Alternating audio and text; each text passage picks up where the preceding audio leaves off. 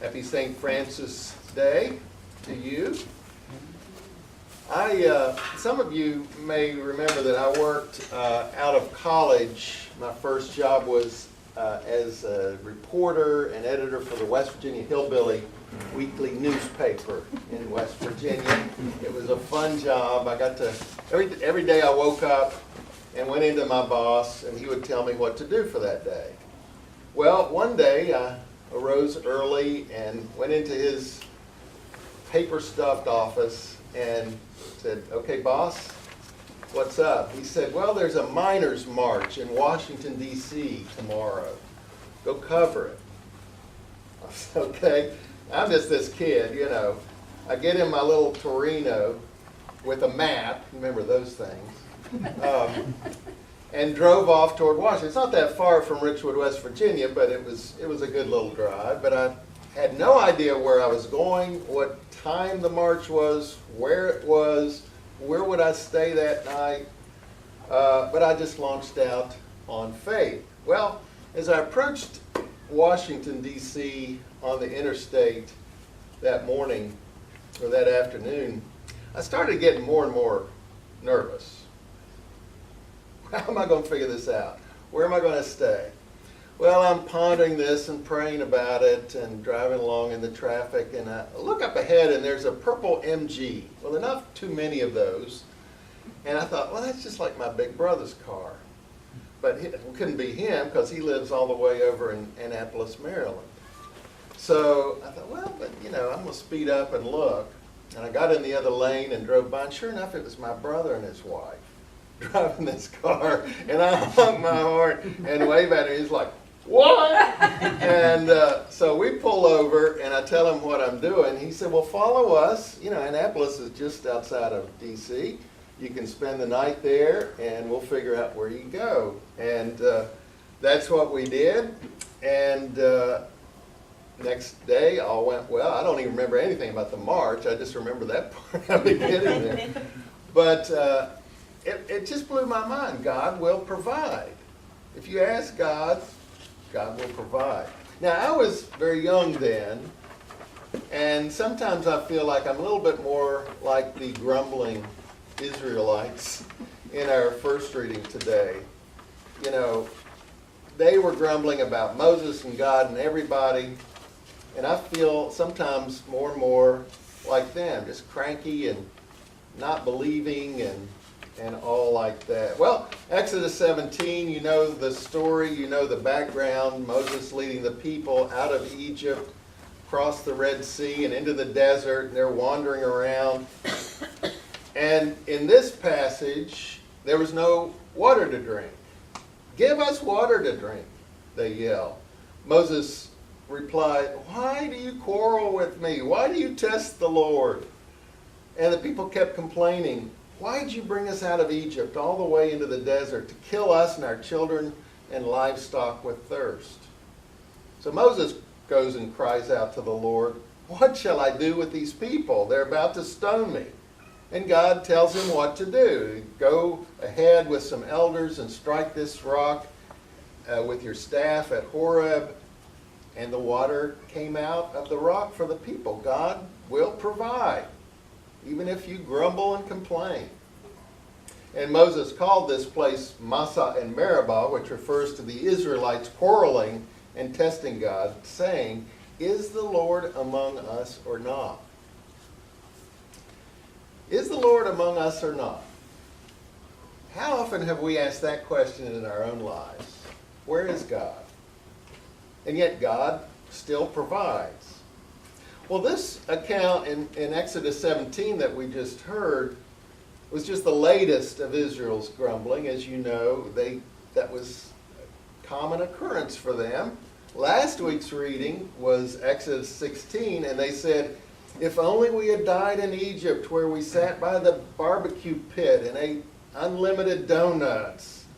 But you, Moses, you brought us out into this wilderness to kill us all with hunger." So last week hunger, this week thirst. It's almost the same story. And Moses went to complain to God about this, and God provided quail in the evenings. You remember it piled up everywhere, these quail. And in the morning, a layer of flaky baklava that they could gather for the day. But they didn't know what it was called, so they called it, what is it? Which is in Hebrew is manna. What is it? Is the Lord among us or not? How often have we asked that question in our own lives? And yet God still provides. But sometimes God provides in a way that's not the way we expect or maybe even ask or want. The Israelites were hungry. God gave them quail, which is great, quail burgers, but God also gave them this weird breakfast cereal called, what is it? What the heck? Which they had to use and handle very carefully and just as God said, or it would rot. God will provide, but maybe not in the way or in the time that we want or expect. After I graduated from seminary years ago, I took a job at a Christian organization, and it got increasingly difficult. It was a very conservative Christian culture that was in a way dysfunctional and even, I think, abused some of the workers in the name of God. And what's worse, they paid peanuts. and I worked there, and I was treated very well. I loved the things we were doing, but it was the culture that was difficult. And I hit my limit one Easter weekend. My kids were still very little, and we were producing. I was part of the research and development team. We call it the Skunk Works team, and we were developing a video series. And for some reason, I got elected to go to Florida in the Orlando area to a TV station to edit all the pieces of the video together. It was like 8 parts or something. Well, it was much more complex than we anticipated, and I had to work several days longer, which was Easter weekend. I worked Saturday, Sunday, Easter Sunday, Monday, and finally came back in order to get this project completed.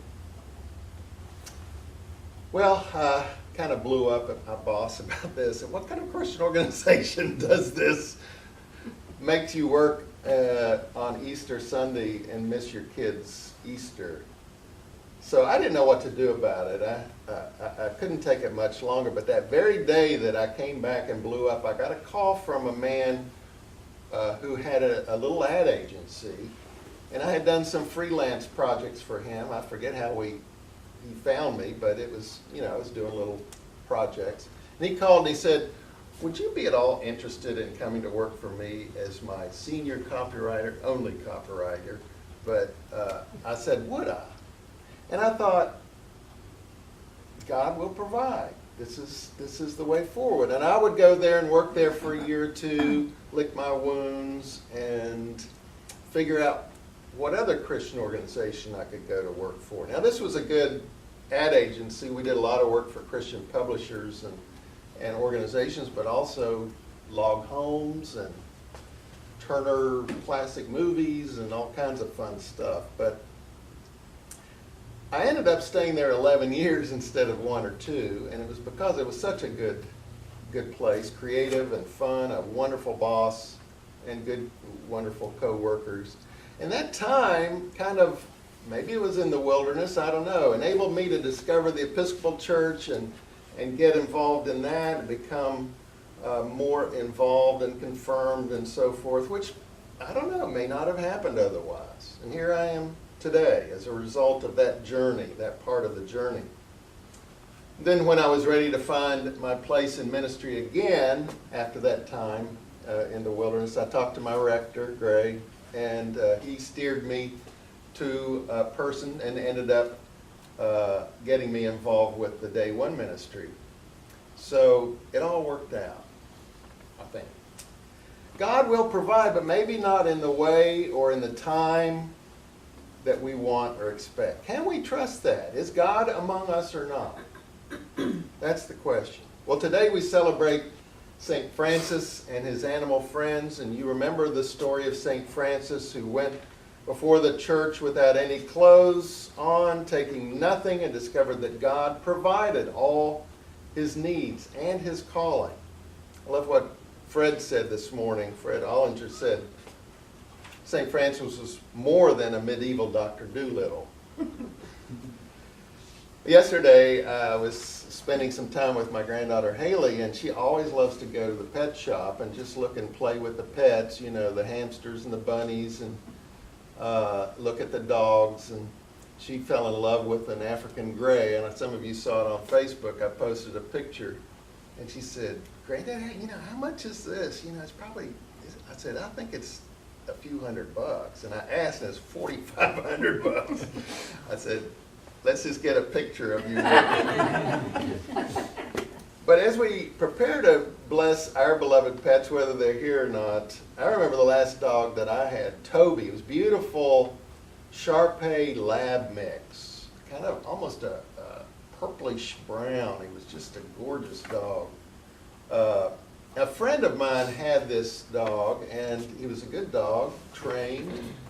And he had just had a little baby, and his wife said, you know, I don't want that big dog around. So he said, "Would you be interested?" Well, our dog before had passed away, and my kids were both teenagers. So we borrowed Toby for a weekend, and of course the kids fell in love with him, and so he stayed. And we all fell in love with him immediately.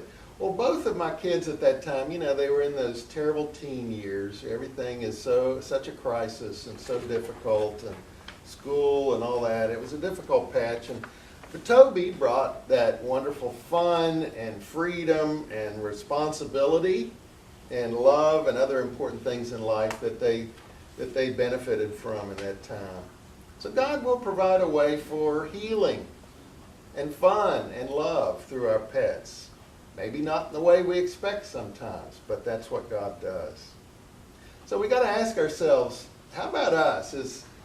Are we grumbling to God about something that God is not providing that we think God should? And especially in this time of fear and anxiety about friends and family in the Caribbean or Puerto Rico, in this time of political and racial division, fear of nuclear war, and who knows what will happen next. Are we grumbling or crying out to God, "Where are you? Is the Lord among us or not?" Let's hold on to this, brothers and sisters. God will provide in God's time and in God's way. Amen.